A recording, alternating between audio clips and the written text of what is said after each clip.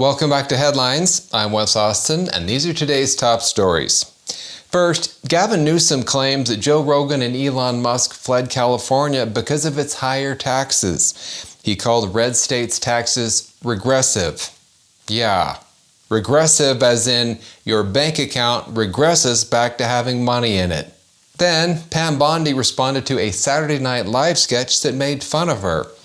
You know, her response probably doubled their viewership. Next, Katy Perry and Justin Trudeau were spotted kissing on a yacht.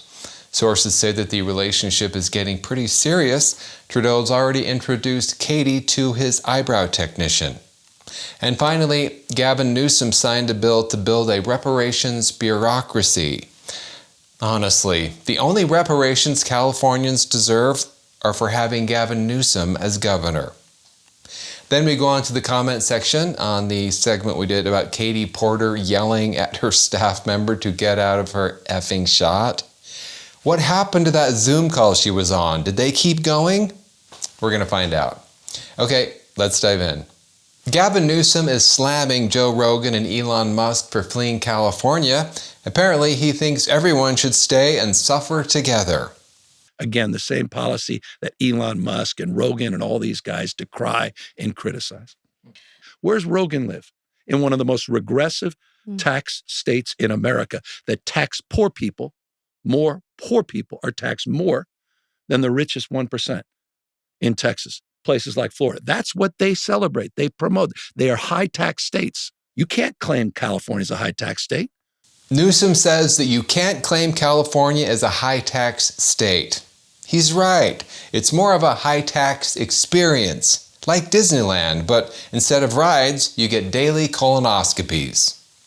Pam Bondi just responded to her Saturday Night Live parody, proving that she might be one of the 7 people still watching it. I would. My name is Pam Bondi. I spell it with an I, because I ain't gonna answer any of your questions. My time is valuable. Before I don't answer, I'd like to insult you personally. Although the show took a number of jabs at her, Bondi appeared to enjoy the parody, and on Sunday morning invited Noam to respond on X, saying this: "Should we recreate this picture in Chicago? Loving Amy Poehler." Pam Bondi handled SNL making fun of her a lot better than most of us handle SNL existing. Singer Katy Perry was recently caught kissing former Canadian Prime Minister Justin Trudeau. So I guess she really does like kissing girls. The couple was seen kissing aboard Perry's yacht just off the coast of Santa Barbara 3 months after they were first spotted dining together in Montreal. Trudeau is the perfect match for Katy. He's progressive, emotional, and already comfortable in women's jeans. Governor Gavin Newsom just signed a bill to build a reparations bureaucracy. I guess he figured if he can't fix the state, he'll at least get a cameo in the next Black Panther. The new law, Senate Bill 518, creates the Bureau for Descendants of American Slavery and authorizes both federal and state funding, but the operation of the Bureau depends on future legislation, which in California means it'll start hiring staff before they figure out what it actually does. This bill builds on prior reparation efforts, such as the proposed payments of $1 million per eligible resident that were proposed following the George Floyd riots. SB 518 creates jobs for bureaucrats to figure out how to distribute money they don't have to people they haven't identified yet. Finally, a government program that's honest about being completely pointless from day one. And now on to the comment section. So the first segment we're going to talk about is the Jimmy Kimmel segment where he said that Antifa doesn't exist. Good old Kimmel. So on that segment we had this comment from Tom Cass 66. To many in America, Jimmy Kimmel does not exist.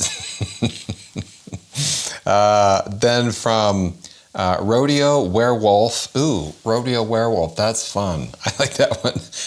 3004. When Karl Malone tells you Antifa doesn't exist. I'm sure you're all aware, but maybe if any of you aren't, Jimmy Kimmel did blackface as Karl Malone once. So that's pretty funny when you put that in context. Okay, then on the segment we did about Whoopi Goldberg, where she defended Katy Porter for yelling at her staff, where Whoopi basically said, hey, I yell at people too. I've been really rude too, which was just crazy that The View started defending Katy Porter.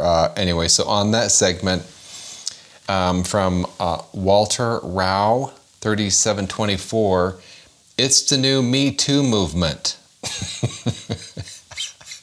Yeah, I just thought that was good. I bet we could really get that to be the new Me Too movement if President Trump were to come out and say, you should not yell at staff members. The people on the left would start, we have to have a movement to encourage people to yell at staff members. You know they would, because they do the opposite anyway. Good, nice comment.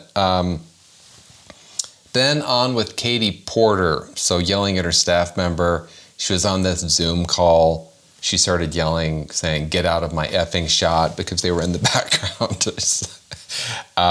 And then we got into a discussion about whether she was wearing the same green dress as she was in the CBS interview where she almost called it. That was the first time that it kind of hit social media. And then later, this old video resurfaced and people noticed, is she wearing the same dress both times? So we had that discussion. So this is from Thomas Wary, 3087. With the price of things in California, she can't afford another dress.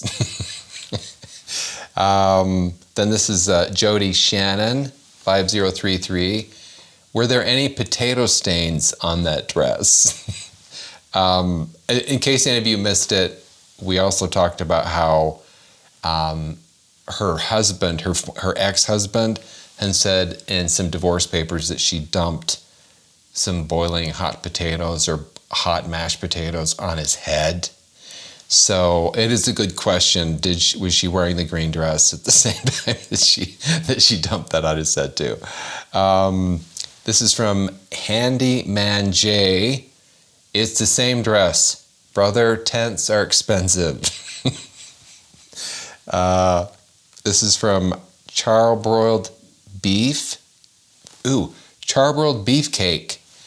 If it's a big deal to wear clothes more than once, I'm in trouble. I have underwear from 1975. Okay, then on to the more substantive question, which is, this is from Miller Meteor 74. I almost added one. Let's see. She was on a Zoom call, right? I wouldn't be surprised if the other person or people disconnected after that outburst.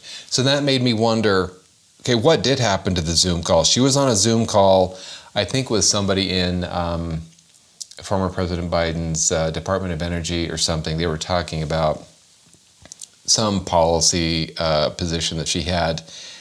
And I did find out they kept going on the call after she ripped her staff member's face off and said, get out of my effing shot. They continued with the call, which is just incredible. So this is from Politico. We'll just look at a few snippets here. Get out of my effing shot. Katy Porter tears into staffer in newly released video. So in this particular article, it says here, the video of the exchange exclusively obtained by Politico on Wednesday shows an online conversation between Porter and then Energy Secretary Jennifer Granholm in July 2021. Several minutes in, Porter's staffer interjected to correct something the Democratic representative had said about electric vehicles. Porter then reprimanded her employee, who had previously appeared periodically in the background during the recording.